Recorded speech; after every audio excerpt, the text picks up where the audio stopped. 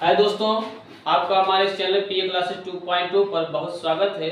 और देखिए कक्षा 9 का जो विज्ञान है, इसी क्रम में अगला पार्ट हम लोग लेकर आए हैं। जो हमारा पाठ है कक्षा 9 का विज्ञान का पहला पार्ट है हमारे आसपास के पदार्थ। उसका क्या है कि अगला पार्ट जो है हम लोग लेकर आए हैं आप लोगों के लिए बहुत अच्छे तरीके से हर एक चीज को बारीकी से समझाने के लिए। ठीक है, आइए देखते हैं। अगला पार्ट है दोस्तों हमारा गलन। क्या है दोस्तों? गलन, जिसे इंग्लिश में कहते हैं मेल्टिंग। क्या कहते हैं? गलन, और इंग्लिश क्या कहते हैं? मेल्टिंग कहते हैं। अब देखिए कि गलन क्या है। ढंग से, किसी ठोस को गर्म करने पर ऊष्मा का अवशोषण होता है। पहले ढंग से पढ़ेंगे, उसके बाद समझाएंगे। जिससे उसका ताप बढ़ता है। ठोस का ताप बढ़ाते रहने पर एक स्थिति ऐसी आती है कि ठोस द्रव में बदलने लगता है। इस स्थिति में ऊष्मा देते रहने पर ताप में तब तक वृद्धि नहीं होती है जब तक कि संपूर्ण ठोस द्रव में न बदल जाए। इस क्रिया को गलन, द्रवण या पिघलना कहते हैं तथा इस निश्चित ताप को गलनांक कहते हैं। देखिए कि किसी ठोस को गर्म करने पर ऊष्मा का अवशोषण होता है। मतलब यह है कि अगर हम लोग किसी भी ठोस को गर्म करते हैं तो वह पहले क्या करता है कि ऊष्मा को अवशोषित करता है, अपने अंदर ऊष्मा को खींचता है।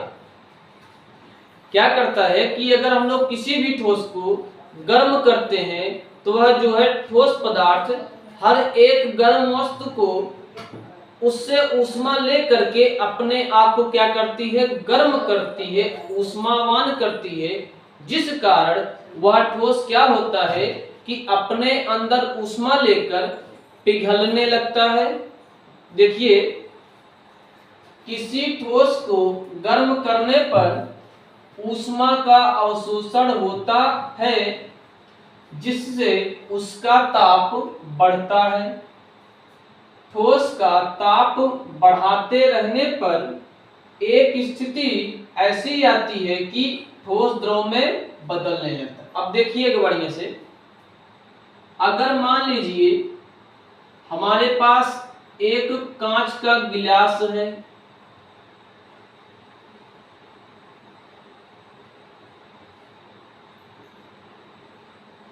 क्या है? कांच का गिलास है। इस कांच के गिलास में हम लोग क्या करते हैं कि एक बर्फ का टुकड़ा रखे हैं। बर्फ का दोस्तों क्या रखे हैं? टुकड़ा रखे हैं। जब हम लोग क्या करेंगे, कांच के गिलास, इधर थोड़ा लिख देते हैं। ये हमारा कांच का गिलास है। कांच का गिलास, एक कांच का गिलास है, बर्तन है। इस कांच के गिलास में हम लोगों ने बर्फ का टुकड़ा रखा है। क्या रखा है? बर्फ का टुकड़ा। हमारे पास एक कांच का गिलास है। ये हमारा जो है बाहर जो दिख रहा है ऐसे बड़ा वाला, वो कांच का गिलास है। और इसके अंदर क्या है? एक छोटा सा बर्फ का क्या है दोस्तों? टुकड़ा है। मान लीजिए आप इस बर्फ के टुकड़े को जो कांच के गिलास के अंदर रखा है, आप लोग किसी माचिस की तीली से इसको पिघलाना चाहते हैं, तो बताइए कि क्या माचिस की तीली में इतनी ज्यादा ऊष्मा है कि वह इस ठोस बर्फ के टुकड़े को पिघला सके? जाहिर सी बात है, सभी जानते हैं कि माचिस की तीली कुछ देर में बुझ जाएगी, दूसरी माचिस की तीली लेकर आएंगे तो जब तक ये बुझ जाएगी, जब तक दूसरी तीली जलाएंगे तब तक यह क्या हो जाएगी, ठंडी हो जाएगी। और माचिस की तीली से थोड़ी सी लौ निकलेगी, उससे क्या करना है, उससे जो है पिघलने वाला नहीं है, हल्का फुल्का इस पर प्रभाव पड़ जाएगा, थोड़ा सा माचिस तीली जलती। अब देखिए, मान लीजिए इसको हमने गर्म करने के लिए इसके नीचे स्टोव लगा दिया है या गैस लगा दिया है, गैस सिलेंडर जोड़ दिए, इससे लौ निकल रही है। अब देखिएगा, पहले जब स्टोव या गैस से लौ निकलेगी आग वाली, तो जो लौ होती है उसके अंदर होता है ऊष्मा, और उसी ऊष्मा को एक बर्फ क्या करेगा कि अपने अंदर अवशोषित करेगा, खींचेगा। जो एक गैस है, गैस को जब जलाएंगे तो इससे जो ऊष्मा निकलेगी, जो लौ निकलेगा, लगातार निकलेगा, कांच के बर्तन पर पड़ेगा। ये जो है बर्तन आपको क्या हो जाएगा, ये जो बर्फ का टुकड़ा है यह क्या करेगा, सबसे पहले उस ऊष्मा को अपने अंदर खींचेगा, जिससे क्या होता है कि यह बर्फ का टुकड़ा धीरे धीरे गर्म होने लगता है। और ये भी है कि गर्म होने लगता है, उसके बाद इसका एक तापमान निश्चित होता है कि किस निश्चित तापमान पर यह पिघलेगा। क्या 1 डिग्री सेल्सियस पर बर्फ का टुकड़ा पिघलने लगेगा? 2 डिग्री सेल्सियस पर बर्फ का टुकड़ा पिघलने लगेगा तापमान बढ़ाने पर? क्या 5 डिग्री सेल्सियस का तापमान बढ़ा देंगे तो बर्फ पिघलने लगेगा? नहीं। देखिए, इसको जो है, मान लीजिए बर्फ को पिघलने के लिए 40 डिग्री सेल्सियस तापमान की क्या है, जरूरत। बर्फ को पिघलने के लिए 40 डिग्री सेल्सियस तापमान की क्या है दोस्तों, जरूरत है। तो जब तक 40 डिग्री सेल्सियस तापमान इसको नहीं मिल जाता है, तब तक बर्फ जो है अपनी अवस्था नहीं बदलने वाली है। तब तक बर्फ ठोस का ठोस बने रहेगा, पिघलेगा नहीं। तो क्या करना है, हमें समझना है, किसी ठोस को गर्म करने पर ऊष्मा का अवशोषण होता है, जिससे उसका ताप बढ़ता है, और ठोस का ताप बढ़ाते रहने पर एक स्थिति ऐसी आती, ठोस द्रव में बदलने लगता है। तो आपको यह क्लियर हो गया होगा कि जब कांच के बर्तन में, या कोई भी बर्तन हम लोग ले लें, उसमें हमने बर्फ रखा है, अब जब बर्फ को गर्म करेंगे तो पहले वह ऊष्मा को अपने अंदर खींचेगा, अवशोषित करेगा। जब बर्फ के अंदर ऊष्मा अवशोषित हो जाएगी, जब उसका पिघलने वाला सेल्सियस पर आ जाएगा कि बर्फ को 40 डिग्री सेल्सियस पर पिघलना है, तो वह 40 डिग्री सेल्सियस पर अगर तापमान आ जाएगा तो बर्फ धीरे धीरे पिघलने लगेगी। इसके जो कण हैं क्या होंगे, पानी में बदलने लगेंगे, ठोस के कण द्रव में बदलने लगेंगे और एक दूसरे से दोस्तों दूर होने लगेंगे। क्लियर हुआ? तो जब किसी ठोस को हम लोग गर्म करते हैं तो वह ठोस जो है पहले तो ऊष्मा को अवशोषित करता है, अपने अंदर खींचता है, उसके बाद धीरे धीरे जब एक निश्चित तापमान इसको मिल जाता है तो उस निश्चित तापमान से क्या होता है कि पिघलने लगता है, फैलने लगता है। बर्फ है तो वह द्रवित होने लगेगा, जल में बदलने लगेगा किसी निश्चित तापमान पर। तो आपको यह समझ में आ गया होगा कि जब किसी ठोस को गर्म करते हैं तो ठोस पहले ऊष्मा को अवशोषित करता है, जिससे उसका ताप धीरे धीरे करके बढ़ता चला जाता है।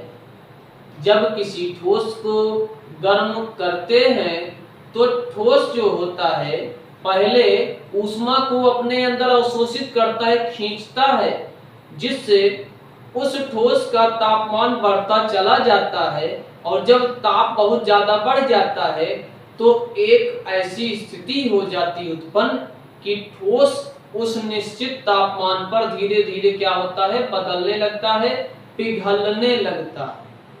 समझ में आ गया होगा आपको। आगे देखिए,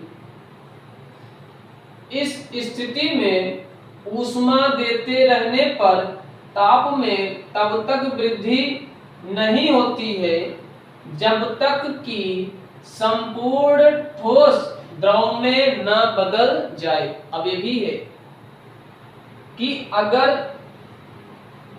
बर्फ को पिघलाना होगा, बर्फ के टुकड़े को पिघलाना हुआ, तो जब तक बर्फ का टुकड़ा पूरी तरह से नहीं पिघल जाएगा, पूरी तरह से द्रवित नहीं हो जाएगा, जल में जब तक पूरी तरह से नहीं बदल जाएगा, तब तक बर्फ के टुकड़े का तापमान हाई नहीं होने वाला है, ज्यादा नहीं होने वाला। भले होता है कि बर्फ का जो टुकड़ा है अपने आप को पिघलाने के लिए क्या करता है कि ऊष्मा को अवशोषित करता है, अपने अंदर लेता है, अपने अंदर ऊष्मा को ग्रहण करता है, जिससे उसका ताप बहुत ज्यादा हो जाता है। और जब ज्यादा ताप हो जाता है दोस्तों, उसके बाद वह क्या करता है, पिघलने लगता है।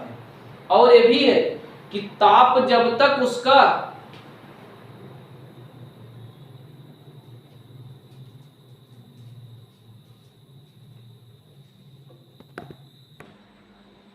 देखिए कि हमने बताया कि जब तक ठोस जो है अपने अंदर तापमान को निश्चित नहीं कर लेता तब तक वह पिघलने वाला नहीं है। और ये भी है कि जब तक यह बर्फ द्रव में नहीं बदल जाता है तब तक इसका तापमान हाई नहीं होने वाला है, बहुत ज्यादा नहीं होने वाला है। अगर बर्फ 40 डिग्री सेल्सियस पर पिघलने वाला है, तो जब तक यह पिघल नहीं जाता है तब तक 40 डिग्री सेल्सियस से ज्यादा इसका तापमान नहीं होने वाला है। तो आगे देखिए, इस क्रिया को गलन, द्रवण या पिघलना कहते हैं। अब देखिए क्या है कि जब किसी ठोस को हम लोग क्या करते हैं, गर्म करते हैं, तो ठोस जो होता है पहले तो अपने अंदर ऊष्मा को अवशोषित करता है, खींचता है। और जो होता है जब अपने अंदर ऊष्मा को अवशोषित करेगा, खींचेगा, तो उसका तापमान ज्यादा होता चला जाता है। और जब तापमान किसी निश्चित ताप पर पहुंच जाता है तब धीरे धीरे क्या होता है, वह पिघलने लगता है। और क्या है कि जब तक ठोस पदार्थ पिघल नहीं जाता है तब तक उसका तापमान बहुत ज्यादा नहीं होने वाला है। अगर बर्फ 40 डिग्री सेल्सियस पर पिघलना चालू कर देती है, पिघल रही है, तो 40 डिग्री सेल्सियस जब तक पिघल नहीं जाएगी तब तक उसका जो है ताप आगे नहीं बढ़ने वाला है। ऐसा थोड़ी है 40 डिग्री सेल्सियस पिघल रही है तो 50 डिग्री सेल्सियस और ज्यादा पिघलने नहीं। अगर ठोस 40 डिग्री सेल्सियस पर पिघल रही है तो 40 डिग्री सेल्सियस पर ही पिघलेगी, तब तक उसका तापमान बहुत ज्यादा नहीं होने वाला है। अब देखिए क्या है, तो जब वह पिघल जाती है इसी क्रिया को क्या कहते हैं, गलन कहिए, द्रवण कहिए या फिर कहिए पिघलना कहिए। चाहे गलन कहिए दोस्तों, द्रवण कहिए या फिर क्या कहिए, पिघलना कहते हैं, चाहे जो कहिए। और ध्यान देना, तथा इस निश्चित ताप को गलनांक कहते हैं। अगर बर्फ जो है 40 डिग्री सेल्सियस पर पिघल रहा है तो इसका जो तापमान है निश्चित हो गया है कि बर्फ हमेशा 40 डिग्री सेल्सियस पर पिघलेगा। इसे ही कहते हैं गलनांक। गलनांक मतलब यह है कि गलन वाला अंक, कि 40 डिग्री सेल्सियस जो है अंक है और उसी पर यह क्या करेगा, बर्फ का टुकड़ा गलेगा। ठीक है दोस्तों, आगे देखिए,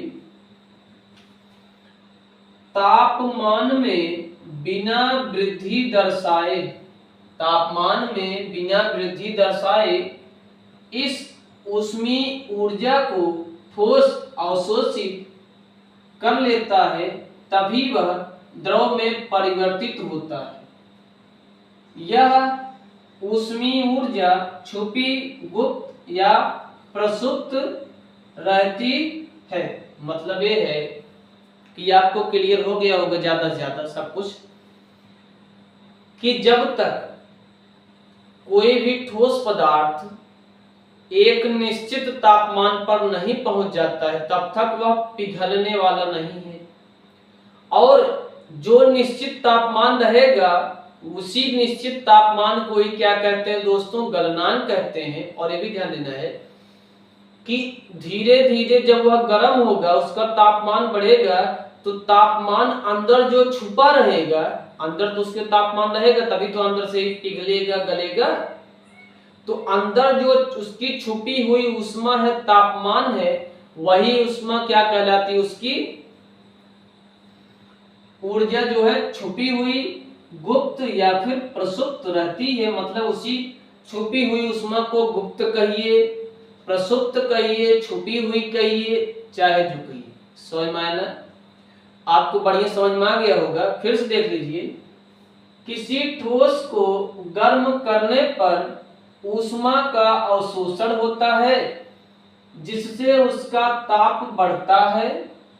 ठोस का ताप बढ़ाते रहने पर एक स्थिति ऐसी आती है कि ठोस द्रव में बदलने लगता है। मतलब ये है कि अगर बर्फ के टुकड़े को पिघलाना हुआ तो हम लोग बर्फ के टुकड़े को पहले क्या करेंगे, गर्म करेंगे। तो गर्म जब हम लोग बर्फ के टुकड़े को गर्म करेंगे तो बर्फ का टुकड़ा ऊष्मा को पहले अपने अंदर अवशोषित करता है, खींचता है, और खींचेगा ऊष्मा। और जब उसको निश्चित तापमान मिल जाएगा तब बर्फ का टुकड़ा क्या होने लगेगा दोस्तों, पिघलने लगेगा और पिघलने लगेगा। और जब तक वह पिघलेगा तब तक बर्फ का तापमान ज्यादा नहीं होने वाला है। अगर बर्फ 40 डिग्री सेल्सियस पर पिघल सकता है, पिघल रहा है, तो जब तक वह पिघल नहीं जाता है तब तक उसका जो डिग्री सेल्सियस तापमान है 40 का, वह 50 डिग्री सेल्सियस, 60 डिग्री सेल्सियस नहीं होने वाला है। और जो ऊष्मा बर्फ अपने अंदर अवशोषित किए रहता है उसी ऊष्मा को कहते हैं गुप्त ऊष्मा या फिर प्रसुप्त ऊष्मा। अब देखिए क्या है,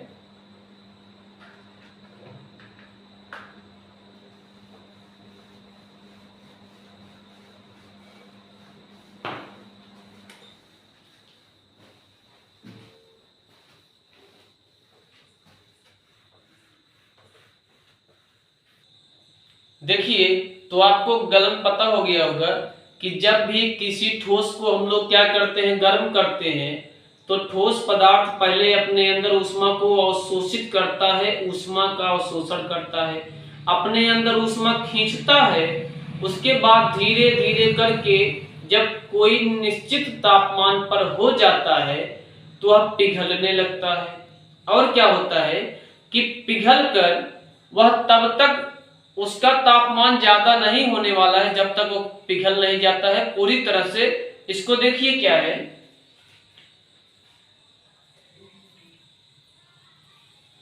हम लोग क्या करते हैं कि कोई बर्तन है उसमें हम लोग रखे हैं बर्फ का टुकड़ा, कोई बर्तन है उसमें क्या रखे हैं, बर्फ का टुकड़ा रखे हैं। तो जब इस बर्फ के टुकड़े को हम लोग क्या करते हैं, गर्म करते हैं। जब बर्फ के टुकड़े को हम लोग क्या करते हैं, गर्म करते हैं, तो बर्फ का टुकड़ा पहले अपने अंदर ऊष्मा को अवशोषित करता है। जब बर्फ के टुकड़े को किसी बर्तन में रख करके किसी भी वस्तु से जला करके गर्म करते हैं तो बर्फ का टुकड़ा या कोई भी ठोस पदार्थ हो अपने अंदर जो है पहले ऊष्मा को अवशोषित करता है। तो बर्फ का टुकड़ा पहले अपने अंदर ऊष्मा को, ऊर्जा को खींचेगा, खींच लिया। अब क्या करेगा कि जब तक इसका पिघलने वाला तापमान कुछ निश्चित नहीं हो जाता है तब तक यह पिघलेगा नहीं। देखिए, मान लीजिए यह बर्फ 40 डिग्री सेल्सियस पर पिघल सकता है, तो जब इसका तापमान, बर्फ के टुकड़े का तापमान ऊष्मा खींचते खींचते, ऊर्जा को खींचते खींचते जब बर्फ के टुकड़े का तापमान 40 डिग्री हो जाता है तो धीरे धीरे यह क्या करेगा, पिघलेगा। और धीरे धीरे जब पिघलेगा तो यह क्या हो जाएगा, पानी होता चला जाएगा, पिघलकर पानी द्रव में बदलता चला जाएगा। अब देखिए, जब द्रव में बदल रहा है, जब तक कि बर्फ का टुकड़ा द्रव में नहीं बदल जाता तब तक बर्फ के टुकड़े का तापमान ज्यादा नहीं होने वाला है। और देखिए, बर्फ का टुकड़ा था, इसके बीच जो दूरी थी कम थी, दूरी क्या थी, कम थी, आकर्षण बल बहुत ज्यादा था।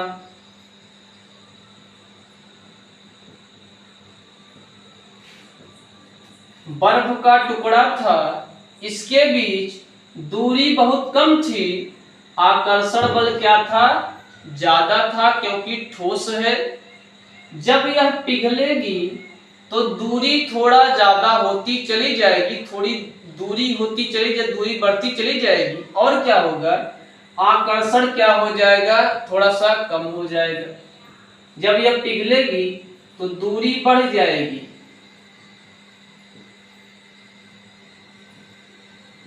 आकर्षण क्या हो जाएगा, थोड़ा सा आकर्षण कम हो जाएगा। और ध्यान दीजिए, तो जब किसी बर्फ के टुकड़े या फिर किसी ठोस को हम लोग क्या करते हैं, गर्म करते हैं, तो यह ठोस जो है पहले ऊष्मा को अपने अंदर अवशोषित करता है, खींचता है, और तब तक खींचता है जब तक कि निश्चित तापमान नहीं हो जाता पिघलने के लिए। अगर इसको 40 डिग्री सेल्सियस पर पिघलना है तो निश्चित तापमान जब तक इसका 40 डिग्री सेल्सियस नहीं हो जाए तब तक नहीं पिघलेगा। और जब 40 डिग्री सेल्सियस पा जाएगा उसके बाद धीरे धीरे धीरे धीरे पिघलने लगेगा। बर्फ के टुकड़े के जितने भी कण हैं दूर होते चले जाएंगे, फैलते चले जाएंगे। जब तक बर्फ का टुकड़ा था दूरी बहुत ही कम थी, एकदम नजदीक नजदीक था, आकर्षण बल बहुत ज्यादा लगा था। जब तक बर्फ का टुकड़ा था दूरी एकदम कम थी, एकदम एक दूसरे सब सटे हुए थे, आकर्षण बहुत ज्यादा था। लेकिन जब यह पिघल गया दूरी बढ़ती चली गई, दूरी क्या हो गई, बढ़ती चली गई, आकर्षण कम होता चला गया। समझ में आया दोस्तों। अब देखिए, तो गलन मतलब होता है कि जान लीजिए गलना, तो कोई भी ठोस पदार्थ अगर ऊष्मा अपने अंदर अवशोषित करती है तो धीरे धीरे गल करके वह किस में बदल जाएगी, द्रव रूप में बदल जाएगी। इसे ही क्या कहते हैं, गलन, द्रवण या पिघलना कहते हैं। ठीक है, अगर कोई भी ठोस पदार्थ अपने अंदर ऊष्मा अवशोषित करती है तो ऊष्मा अवशोषित करने के बाद जब उसकी ऊष्मा अच्छे से वह पा जाती है ऊष्मा, उसके बाद धीरे धीरे वह पिघलने लगेगी, गलने लगेगी। इसी क्रिया को क्या कहते हैं, गलन, द्रवण या फिर पिघलना कहते हैं। और जिस निश्चित तापमान पर यह गलेगी उसे उसका गलनांक कहते हैं कि गलन वाला अंक यही है 40 डिग्री सेल्सियस। तो जिस निश्चित तापमान पर कोई ठोस, जिस निश्चित तापमान पर कोई ठोस द्रव रूप में बदलता है उसी निश्चित तापमान को ही क्या कहते हैं दोस्तों, क्या कहते हैं दोस्तों, गलनांक कहते हैं। समझ में आया ना। तो आपको यह क्लियर हो गया होगा कि किसी भी ठोस पदार्थ को जब हम लोग क्या करते हैं, गर्म करते हैं, तो ठोस पदार्थ धीरे धीरे क्या होता है, पिघलने लगता है, गलने लगता है, द्रवित होने लगता है। इसी क्रिया को क्या कहते हैं, मेल्टिंग कहते हैं, गलन कहते हैं। और जिस निश्चित तापमान पर यह गलता है, पिघलता है, द्रवित होता है, द्रवण होता है, उस निश्चित तापमान को ये क्या कहते हैं दोस्तों? क्या कहते हैं? गलनांक कहते हैं। ठीक है, अब देखिए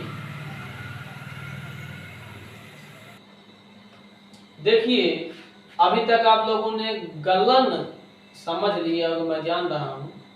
और क्या करना है आगे देखिए, आपकी जो है गुप्त ऊष्मा, देखिए कि प्रसुप्त या गुप्त ऊष्मा किसे कहते हैं?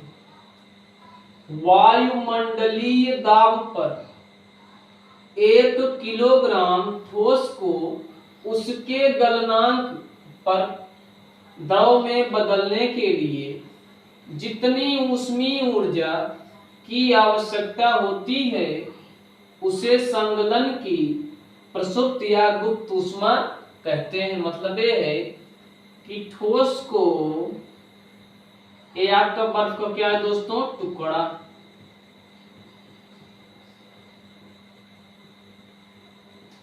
ये बर्फ का टुकड़ा है। बर्फ के टुकड़े को वायुमंडलीय दाब पर, वायुमंडलीय दाब मतलब ये है कि न तो बहुत ज्यादा ठंडक हो न तो बहुत ज्यादा गर्मी हो, वायुमंडल का दाब जो है बराबर रहे।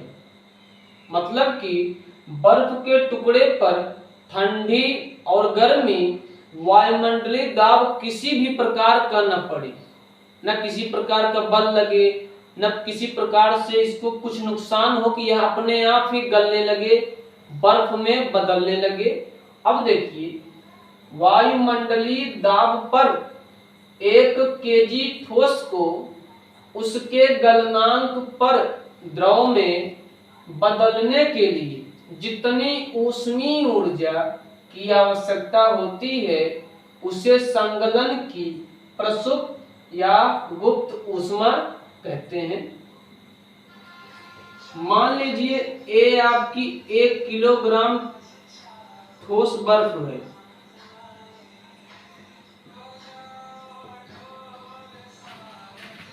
अब इसको मान लीजिए द्रव में बदलवाना है।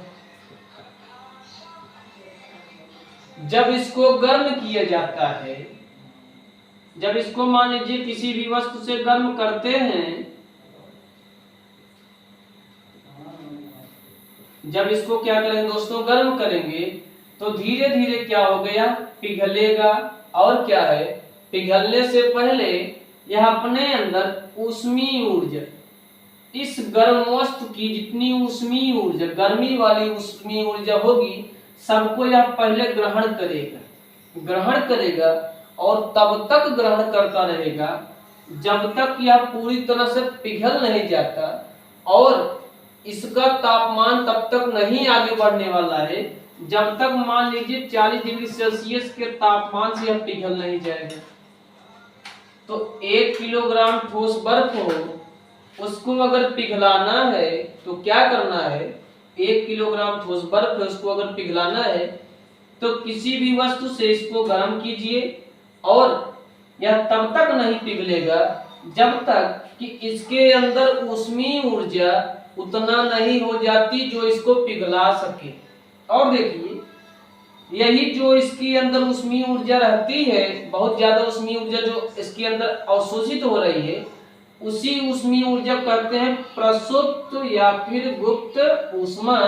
की ऊष्मा इसके अंदर छिपी हुई थी, उसके बाद यह क्या हो रहा है? पिघल रहा है। जैसे मान लीजिए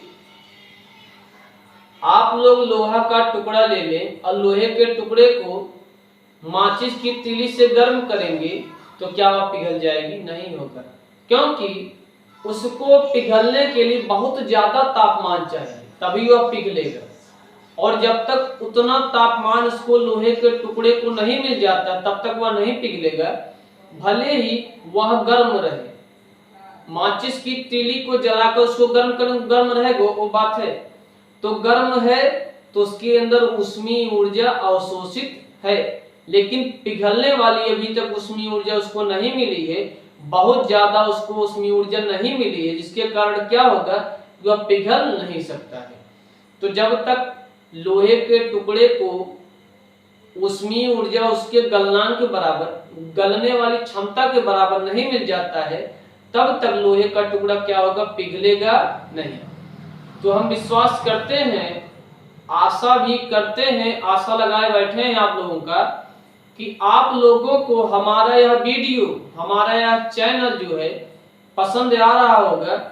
और धीरे धीरे क्या कीजिए, हमारे इस चैनल को लाइक कीजिए, शेयर कीजिए, सब्सक्राइब कीजिए, जिसके माध्यम से हम लोगों को आपका कमेंट मिले, हम लोगों के माध्यम से आप लोगों को जो है चैनल के माध्यम से बहुत सारी वीडियोज को देखने को मिले, अच्छे से अच्छे वीडियोज को। ठीक है दोस्तों, तो इसी के साथ इस पार्ट को हम लोग समाप्त करते हैं। धन्यवाद।